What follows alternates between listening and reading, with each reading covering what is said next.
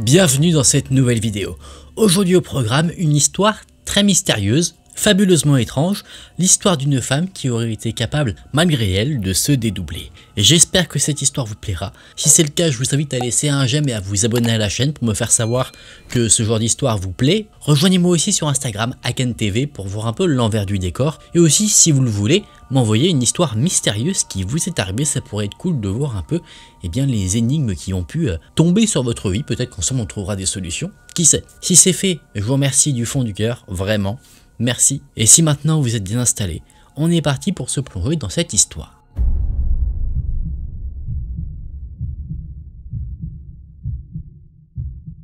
Dans l'univers troublant des phénomènes paranormaux, il existe un mystère qui défie la logique, le dédoublement. Imaginez une personne apparaissant simultanément en deux endroits, comme si une copie parfaite de son corps se matérialisait à ses côtés. Les Allemands ont même un mot pour cela, Doppelgänger, un terme qui évoque l'idée d'un double, d'un sosie, mais qui laisse planer un doute inquiétant sur sa véritable nature. Est-ce un mythe, une simple légende, ou bien une réalité que nous préférerions ignorer? Car l'histoire que vous allez entendre, celle d'une jeune femme nommée Émilie Saget, demeure encore aujourd'hui l'un des cas les plus troublants jamais rapportés sur le sujet. Nous sommes en 1845, à l'est de l'Europe, dans une région qui correspond aujourd'hui à la Lettonie. À l'époque, le pays n'est pas indépendant, il fait partie de l'Empire russe, dirigé par le tsar Nicolas Ier. On parle alors des provinces de Courlande et de Livonie, où l'influence allemande est omniprésente jusque dans les noms des familles nobles et la monnaie locale, le rouble. C'est dans ce contexte que, dans la petite ville de Nouwelk, que l'on connaît aujourd'hui sous le nom de Jönköping, près de Valmiera, un pensionnat pour jeunes filles de bonne famille accueille l'élite locale.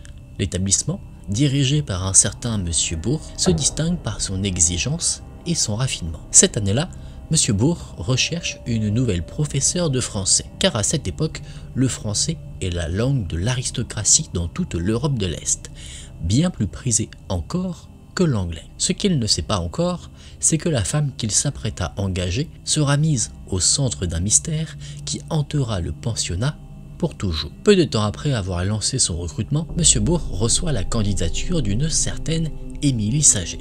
Ses références sont solides et l'impression qu'elle laisse est excellente. On ne sait pas grand-chose d'elle, sinon qu'elle est française, originaire de la ville de Dijon, qu'elle a une trentaine d'années, qu'elle est grande et blonde aux yeux d'un bleu perçant.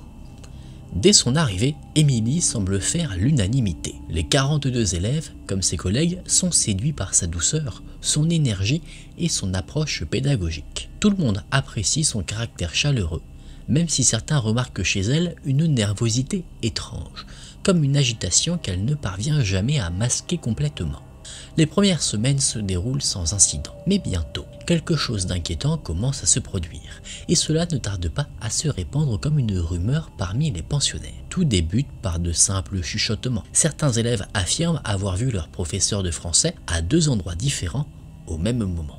Lorsqu'une la croise dans la salle d'études, une autre jure l'avoir vu traverser la cour. Des témoignages qui se contredisent, mais qui se répètent encore et encore jusqu'à semer le doute. D'abord, les autres enseignants pensent à une plaisanterie de collégienne, mais les récits se multiplient, troublants, précis, difficiles à ignorer. Et puis, il y a l'histoire du jardinier. Un soir, alors que le dîner est servi, l'homme chargé de l'entretien du domaine aperçoit Émilie se promenant seule dans le parc. Cela le surprend. À cette heure, tout le monde devrait se trouver au réfectoire. Intrigué, il la regarde s'éloigner, un livre à la main, et décide d'entrer dans le bâtiment pour en informer les professeurs. Mais lorsqu'il franchit la porte du réfectoire, son sang se glace. Émilie est là, assise parmi ses collègues, en train de dîner tranquillement. Stupéfait, il retourne dans le parc, persuadé d'avoir mal vu, et pourtant, il l'aperçoit de nouveau. Elle marche toujours exactement comme avant. Cette fois-ci, il tente de l'interpeller, mais la silhouette passe près de lui, sans un regard et sans un mot.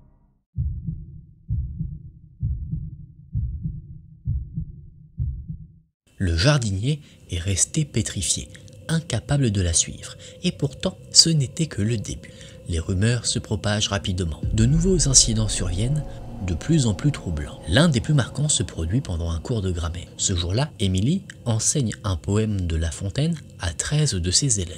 Elle se tient face au tableau, une craie à la main concentrée sur son écriture. Mais soudain, les élèves écarquillent les yeux, figés d'effroi. D'après leur témoignage, un second corps, identique à celui d'Emily, vient d'apparaître à ses côtés. Le double semble se détacher d'elle, comme une ombre qui prendrait vie. Lentement, il commence à imiter chacun de ses gestes, à reproduire ses mouvements avec une précision parfaite. Les élèves n'osent pas respirer. Certains murmurent, d'autres reculent, terrorisés. Et pourtant, Emily, la vraie, ne remarque rien. Elle poursuit son cours, écrivant mot après mot, inconsciente que, juste à côté d'elle, son double trace les mêmes lettres, sans craie, sans contact avec le tableau. Puis, sans prévenir, l'apparition disparaît, et Emily s'effondre sur une chaise, livide, épuisée, comme si l'épisode avait aspiré toute son énergie. Mais ce ne sera pas le dernier événement. Une autre fois, plusieurs élèves, ainsi que des membres du personnel, affirment avoir vu son double assis à une table du réfectoire, exactement au moment où Emily quittait la pièce. Ils le décrivent comme parfaitement immobile, les yeux fixant le vide, pendant que la véritable Emily, à quelques mètres de là, discutait tranquillement. Parmi tous les élèves du pensionnat, une jeune fille, Antoinette de Wrangel, sera confrontée à deux expériences particulièrement terrifiantes. La première se produit alors qu'elle se prépare dans sa chambre, debout devant le miroir, terminant sa toilette. Emily, fidèle à son habitude serviable, l'aide à agrafer sa robe dans le dos. Antoinette lui sourit, puis par réflexe, lève les yeux vers le miroir. Son sang se glace. Dans la glace, elle voit Emily, mais celle qui l'aide derrière, elle, n'est pas reflétée. Sous le choc, Antoinette pousse un cri et s'évanouit sur le sol. La seconde expérience se produit quelques temps plus tard. Emily, clouée au lit par un gros rhume, ce qui est exceptionnel car elle tombe rarement malade, se repose dans sa chambre. Antoinette, inquiète pour elle, décide de lui rendre visite. Elle ignore encore qu'elle va être, une nouvelle fois, le témoin d'un phénomène impossible à expliquer.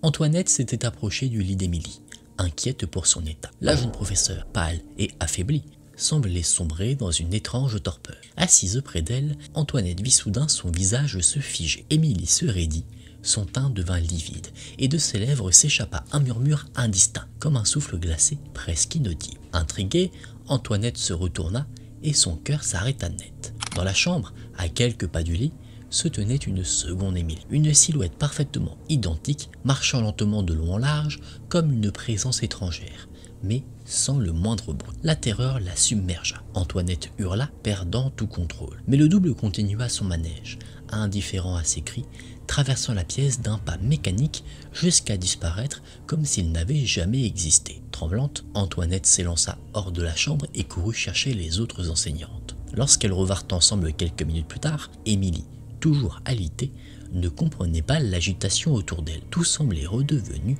normal. Pourtant, ce n'était que l'un des nombreux témoignages qui circulaient dans l'institution. Selon les domestiques, comme les élèves, le double d'Émilie apparaissait de plus en plus souvent et chaque fois, son comportement devenait plus imprévisible, presque menaçant. Un autre événement glaça définitivement le pensionnat. Un jour, les 42 élèves sont rassemblés dans une grande salle du rez-de-chaussée pour un cours de broderie.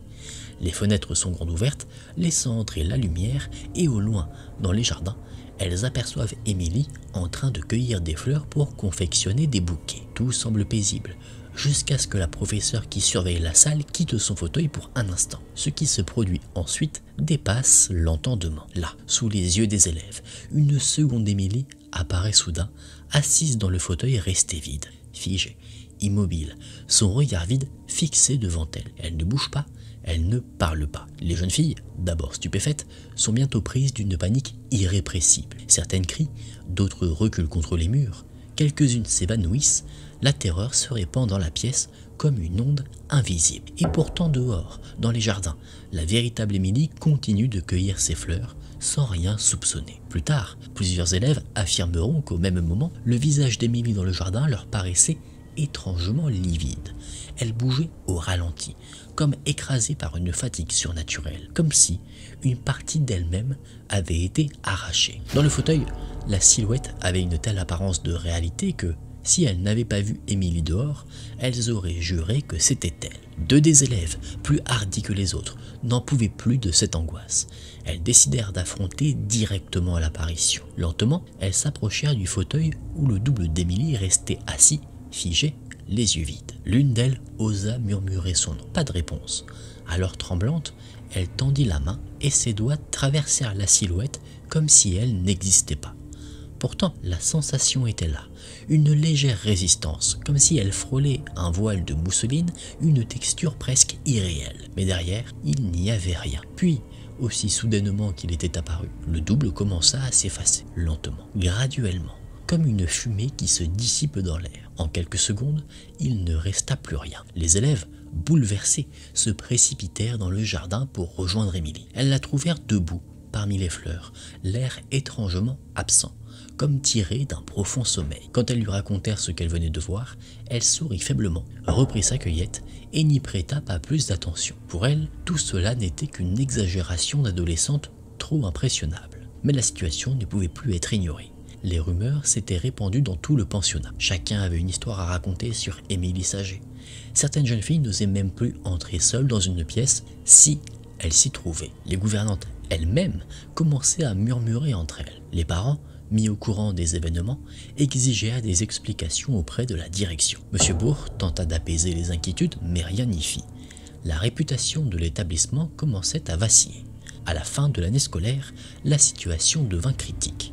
Une douzaine de familles avaient déjà retiré leurs filles du pensionnat. Le pensionnat comptait désormais 10 élèves de moins et l'avenir de l'institution était menacé. Alors, contraint par la pression des familles, M. Bourg convoqua Émilie et lui annonça son renvoi. Pourtant, lui ne croyait pas un mot de ces histoires. Lui-même n'avait jamais assisté à aucun phénomène, mais la survie de l'école passait avant tout. Émilie, silencieuse, quitta l'établissement ce jour-là, laissant derrière elle un pensionnat hanté par son souvenir et une légende qui, près de 2 siècles plus tard, reste encore sans explication.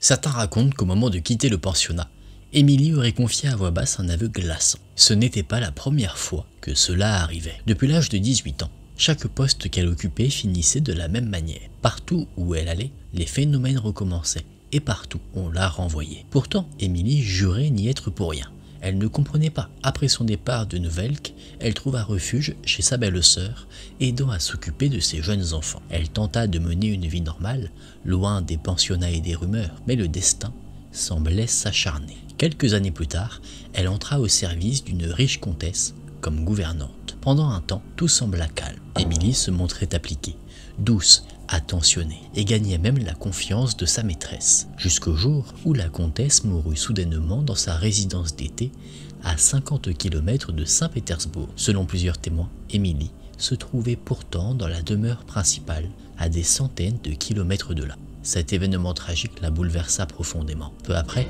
en 1850, Émilie Saget disparut. On ne la revit jamais. Plus personne ne sut ce qu'elle était devenue, une femme et peut-être son nom. L'histoire nous est parvenue grâce aux récits d'époque, notamment celui du chercheur américain Robert Dale Owen, qui fut le premier à publier le témoignage en 1860. Mais depuis, personne n'a jamais pu l'expliquer. Était-ce une maladie inconnue, une illusion collective, ou bien Émilie avait-elle véritablement la faculté de se dédoubler? Personne ne le saura jamais. Mais une chose est certaine, ceux qui ont croisé Émilie Saget disent encore aujourd'hui qu'ils n'ont jamais oublié la sensation glaciale qui les traversait lorsqu'ils voyaient son double. Les témoignages concernant Émilie ont traversé les époques, mais leur origine demeure obscure. La première mention remonte à 1860, dans un ouvrage de Robert Dale Owen, Footfalls on the Boundary of Another World. Selon lui, il tenait son récit directement de l'une des pensionnaires de Novelk, Julie von Guldenstube, la fille du baron. En 1883, la revue Light, A Journal of Psychical, Occult and Mystical Research, publia même un long rapport détaillant l'affaire. Peu après, en France, l'astronome Camille Flammarion, passionné par le paranormal, s'y intéressa à son tour. Il tenta d'enquêter sur la vie d'Émilie et chercha des traces administratives à Dijon, sa ville natale supposée, mais il ne trouva rien sauf un indice étrange. Il découvrit l'acte de naissance d'une certaine Octavie Saget, née en 1813. fille illégitime, abandonnée, portant un nom qui pourrait avoir été transformé. Flammarion émit alors une hypothèse troublante. Et si Émilie Saget et Octavie Saget n'étaient qu'une seule et même personne? Était-ce un simple changement de nom pour masquer une naissance illégitime, pratique courante à l'époque, ou bien un secret plus sombre encore? Un troisième auteur, le russe Alexandre Aksakov, s'intéressa lui-même à l'affaire. Chercheur en parapsychologie, il consacra une partie de sa vie à l'étude des phénomènes inexpliqués, dont celui d'Émilie Saget. Pourtant, malgré toutes ces enquêtes, l'énigme reste entière. Était-elle une victime d'un trouble inconnu, une manipulatrice habile, ou bien avait-elle réellement le pouvoir de se dédoubler? Une chose est sûre, après 1850, plus personne ne la revit jamais. Peut-être qu'Émilie Saget a disparu, ou peut-être que quelque part, son double marche encore. Alexandre Aksakov, grand nom du spiritisme, consigna l'histoire d'Émilie Saget en 1890 dans son ouvrage Animisme et spiritisme. Il y décrit les témoignages, les recoupe, les analyse, mais un détail dérange. Pourquoi publier l'affaire 40 ans après les faits? S'il avait recueilli les informations directement auprès de Julie von Guldenstube, l'ancien élève témoin, alors son récit repose sur des souvenirs d'enfance vieux de plusieurs décennies. Et s'il s'était appuyé sur d'autres sources, pourquoi n'existe-t-elle plus aujourd'hui? Car c'est bien là que le mystère s'épaissit. Il n'existe à ce jour aucune preuve matérielle de l'existence d'Émilie Saget. Pas d'acte officiel, pas de registre confirmé, rien d'autre que quelques témoignages. Même le pensionnat de Nevelk, où tout aurait commencé, n'a laissé aucune trace exploitable. Les archives locales sont incomplètes, les registres effacés par le temps, comme si l'histoire elle-même refusait d'être vérifiée. Mais plus étrange encore, si les phénomènes rapportés étaient aussi impressionnants, pourquoi aucun autre membre du personnel, aucun professeur, aucun domestique n'a confirmé les faits? Pas un seul témoignage indépendant n'a été retrouvé. Et pourtant, tous ceux qui ont rencontré Émilie affirment la même chose. Ce qu'ils ont vu ce jour-là les hante encore. Alors que penser? Était-elle une simple institutrice au destin ordinaire, prisonnière d'une rumeur qui a grandi jusqu'à devenir une légende, ou bien a-t-elle réellement eu la faculté impossible d'être à deux endroits à la fois? Peut-être que la vérité a disparu avec elle, quelque part en 1850, ou peut-être qu'une partie d'Émilie Saget marche encore sans jamais s'arrêter. Tout ce que nous savons sur l'affaire Émilie repose sur un seul témoignage, celui de Julie von Guldenstube, une élève de 13 ans à l'époque des faits. C'est elle qui a raconté l'essentiel de l'histoire, et c'est sur ces mots que repose toute une légende. Certains chercheurs doutent la fiabilité d'un récit aussi isolé. D'autres affirment que Julie a été interrogée et que son intégrité ne faisait aucun doute. Mais une question demeure, peut-on vraiment croire à un témoignage unique, surtout lorsque la protagoniste principale a disparu, effacée de toutes les archives? Il est tout aussi possible que Julie ait mal interprété ce qu'elle voyait, qu'elle ait amplifié la rumeur, ou même qu'elle ait inventé l'histoire pour attirer l'attention. Et pourtant, des dizaines d'autres élèves et membres du personnel affirment avoir vécu des phénomènes similaires. Aucun d'entre eux n'a laissé de traces écrites, mais leur récit semble avoir survécu à travers les époques, se recoupant sans jamais se contredire. La science, quant à elle, demeure muette, et jamais un phénomène comparable n'a été observé dans des conditions contrôlées. Aucun cas médical ne permet d'expliquer comment un corps pourrait apparaître en deux exemplaires à deux endroits différents au même moment. Et pourtant, les témoignages persistent. Le mystère, lui, reste encore entier. Peut-être qu'Émilie Saget n'était qu'une femme ordinaire, victime d'une rumeur devenue incontrôlable, ou peut-être qu'elle a réellement vécu prisonnière de son double, condamnée à voir son reflet marcher sans elle. Elle n'a jamais cherché à tromper qui que ce soit. Ceux qui l'ont côtoyée affirment tous la même chose. Elle ne tirait aucun avantage de son étrange don. Bien au contraire, ce phénomène l'a condamnée à l'exclusion, aux rumeurs et finalement à l'oubli. Tout laisse à penser qu'elle n'avait aucun contrôle sur son double. Il apparaissait et disparaissait selon sa propre volonté, comme une ombre vivante qui ne lui obéissait pas. Parfois, il se contentait de l'imiter, écrire, marcher, manger. Mais d'autres fois, il semblait presque indépendant, animé d'une logique qui lui était propre. Les témoins racontent que ces apparitions étaient imprévisibles. Parfois, plusieurs semaines s'écoulaient sans le moindre incident. Puis soudain, il surgissait de nouveau, souvent lorsque l'attention d'Émilie était pleinement absorbée, comme si son esprit, concentré ailleurs, ouvrait malgré elle une brèche dans la réalité. Un détail cependant intrigue davantage encore. Le double ne s'éloignait jamais beaucoup d'elle, toujours proche, toujours à portée de vue comme lié par un fil invisible.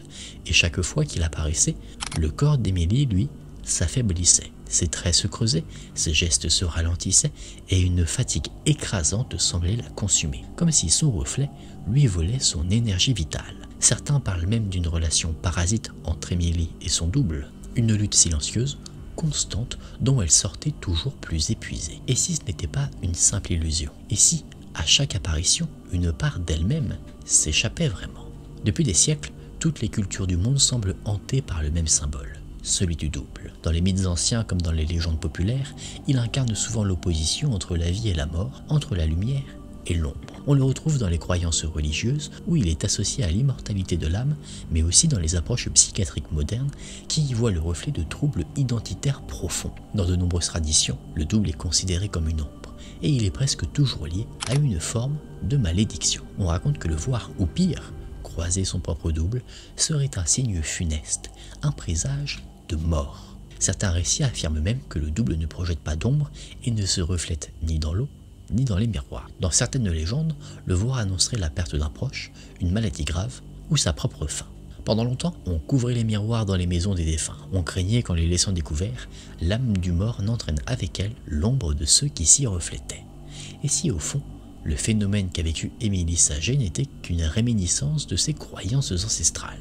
Et si son double n'était pas une illusion, mais un avertissement? Car une chose est certaine, chaque fois que son double apparaissait, une part d'elle s'éteignait. Le phénomène vécu par Émilie Saget rappelle ce que certains appellent la bilocation, la capacité d'être vu à deux endroits différents au même moment. Contrairement aux expériences dites de sortie du corps ou de voyage astral, la bilocation ne repose pas sur une conscience projetée ailleurs. Non, ici c'est le corps lui-même, ou son image parfaite qui se manifeste simultanément. Pour la science moderne, ce genre de phénomène reste une énigme. Les sceptiques parlent d'hallucinations collectives, d'erreurs de perception, ou même de simples légendes gonflées au fil des récits. Mais certaines traditions religieuses, elles, y voient un signe de sainteté. Car l'histoire connaît d'autres cas. L'Église catholique elle-même a reconnu plusieurs exemples mystérieux. Padre Pio, Marthe Robin, Joseph de Cupertino, tous auraient été vus à deux endroits à la fois comme Émilie Saget. Un témoignage troublant évoque même la religieuse Agnès Galland, béatifiée en 1994. On raconte qu'elle serait apparue à Paris lorsqu'elle se trouvait enfermée dans son couvent à plus de 400 km de là. Interrogée, elle aurait simplement répondu « C'est vrai, vous m'avez vu 2 fois ». Ces récits se comptent sur les doigts d'une main et pourtant ils existent.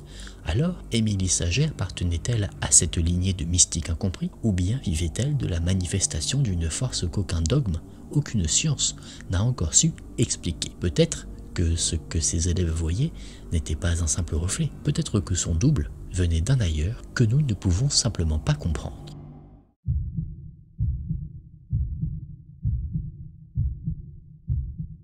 Depuis des siècles, le double fascine les écrivains autant qu'il effraie leurs lecteurs. On le retrouve dans les contes des frères Grimm, dans les récits gothiques d'Edgar Poe ou encore dans l'étrange cas du Dr Jekyll et de Mr Hyde. Oscar Wilde en a fait un symbole de damnation dans le portrait de Dorian Gray. Et toujours, le double renvoie à la même idée, l'ombre que nous portons en nous, ce côté obscur que nous refusons de regarder mais qui, parfois, nous précède. Le cas d'Émilie Saget reste l'un des plus détaillés jamais rapportés, mais elle n'est pas la seule. À travers l'histoire, d'autres témoignages glaçants évoquent ces apparitions impossibles. Le grand poète allemand, Goethe, aurait croisé son propre double, vêtu d'un costume gris-perle, un jour où il frôlait la mort. Percy Shelley, l'auteur de Frankenstein, confia avoir lui aussi vu son doppelganger peu de temps avant de se noyer. Même les puissants ne sont pas épargnés. On raconte que la reine Élisabeth Ier d'Angleterre aperçut une vision d'elle-même allongée sur son lit juste avant de mourir. Catherine II de Russie, de son côté, aurait vu son double se promener dans les couloirs de son palais.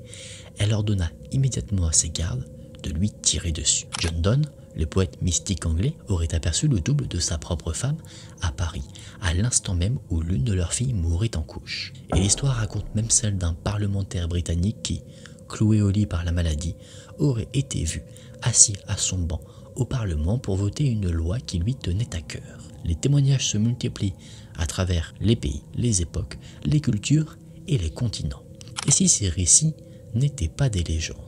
Et si quelque part notre double nous suivait, attendant le moment de nous dépasser? En France, L'un des récits les plus troublants vient de l'écrivain Guy de Maupassant. Dans sa nouvelle Lui, il raconte avoir vu son propre double. Selon lui, à plusieurs reprises, alors qu'il écrivait seul dans son cabinet, une silhouette identique à la sienne serait entrée et serait venue s'asseoir en face de lui, comme son reflet arraché à un miroir invisible. Maupassant, terrifié, aurait même tenté de piéger l'apparition en plaçant un miroir derrière lui pour capturer l'image de l'invisible, mais il n'y trouva jamais rien. À travers les âges et les cultures, le phénomène du double fascine et terrifie. Peut-être parce qu'il touche à une question plus profonde encore. Qui sommes-nous réellement? Et que reste-t-il de nous quand notre reflet échappe à notre contrôle? Certains y voient le désir d'immortalité, un double qui survivrait à la mort comme une ombre indestructible. D'autres l'associent à une fracture de l'identité, à un dédoublement psychique inexpliqué. Aujourd'hui, la science tente de comprendre ces mirages de nous-mêmes. On parle de clones, d'avatars numériques, d'univers parallèles, mais derrière les théories modernes, l'écho ancestral persiste. Et si chacun de nous portait déjà son propre double? Dans le cas d'Emily, peut-être qu'elle ne voyait jamais son double parce qu'il n'était pas vraiment là pour elle. Peut-être qu'il était là pour les autres. Nous en avons fini avec cette histoire étrange, celle d'Émilie Saget. N'hésitez pas à me dire en commentaire ce que vous en avez pensé. Selon vous, on a quelque chose d'un peu paranormal avec vraiment un doppelganger, ou alors on a quelque chose qui pourrait s'expliquer, qui sait. Je suis curieux de voir vos théories. Si cette vidéo vous a plu, je vous invite à mettre un j'aime et à vous abonner à la chaîne, à me rejoindre aussi sur Instagram qui s'affiche juste ici à Ken TV. Vous connaissez la chanson maintenant. Merci d'avoir regardé la vidéo jusqu'à la fin. On se dit à très vite dans une prochaine vidéo. Prenez soin de vous, c'était Ken. Salut!